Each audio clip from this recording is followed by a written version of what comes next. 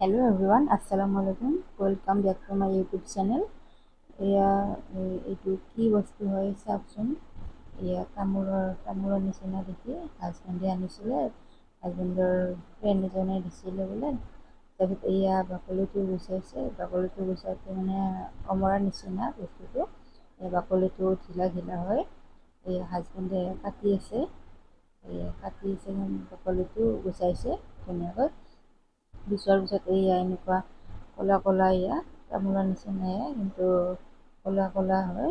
কি বা বস্তু হয় এয়া হাজবেণ্ডে তাৰপিছত এয়া ওপৰৰ এয়া ডাঠ বাকলিটো এনেকৈ গুচাই চাইছে।